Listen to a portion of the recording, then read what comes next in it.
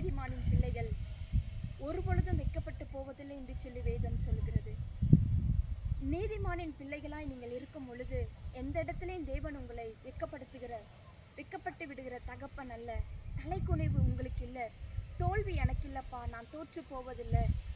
மனுஷன் செய்கிற ஒவ்வொரு தப்பிதங்களுக்கெல்லாம், மனுஷன் செய்கிற ஒவ்வொரு விரோதங்களுக்கெல்லாம், குரோதங்களுக்கெல்லாம், நீங்கள் வழி தப்பி போகிற ஒவ்வொரு காரியங்களுக்கெல்லாம் கர்த்தருடைய வார்த்தையானது உங்களை வழி நடத்துகிறதா இருக்கிறது. நீதிமானின் பிள்ளைகளை தேவன் அவ்வளோ பயங்கரமாய் தேவன் வழி நடத்துகிறவரார். உண்மையாய் நீங்கள் தேவனுக்கு உண்மையாய் இருக்கும் பொழுது தேவன் உங்களுக்கு உண்மையுள்ள ஒரு தகப்பனாய் இருக்கிறார். அவர் வல்லமை மிக்க பல காரியங்களை செய்ய வல்லவராய் இருக்கிறார். ஒவ்வொரு நாளும் நீதியின் பாதையில் நீங்கள் நடக்கும் பொழுது தேவனுடைய கரம் உங்களை வழி நடத்துகிறதா இருக்கிறார். நான் ஒரு பொழுதும் உன்னை கைவிட மாட்டேன் என்று சொல்லுகிற தகப்பன். இன்னொரு வசனம் சொல்லுகிறது பாருங்க, உன் பக்கத்தில் 1000 பேரும் உன் வலது பக்கத்தில் 16,000 பேர் விழுந்தாலும் அது உன்னை அணுகாது என்று சொல்லுகிற தகப்பன்.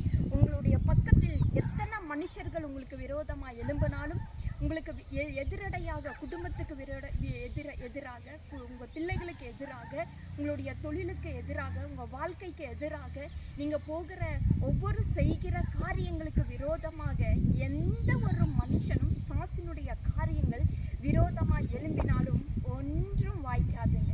ஒன்று வாய்க்காது என்று சொல்லுகிற தகப்பன். உன் பக்கத்தில் 1000 பேர், வலது பக்கத்தில் 16,000 பேர் விழுந்தாலும் அது உன்னை அணுகாது. ஏன் சொன்னால் நீங்கள் நீதிமானின் பிள்ளைகள். நீதிமானினுடைய பிள்ளைகளை நான் ஒரு பொழுதும் தள்ளாட விடேன் என்று சொல்லுகிறவர். நீதிமானின் பிள்ளைகள் அவர் என் பட்சத்தில் இருக்கும், அவர்கள் அசைக்கப்படுவதில்லை என்று சொல்லுகிற தகப்பன். நான் அவனுடைய வலது பாசத்தில் இருக்கிறேன் என்று சொல்லுகிறவர். நீங்கள் தேவனுடைய வலது பாசத்தில் இருக்கீங்களா? நீங்கள் தேவனோடு கூட இருக்கீங்களா? அப்போ உங்களுக்கு எந்த தீங்கும் அணுகாது, எந்த ஒரு நாசமோசங்களும் அணுகாதுங்க.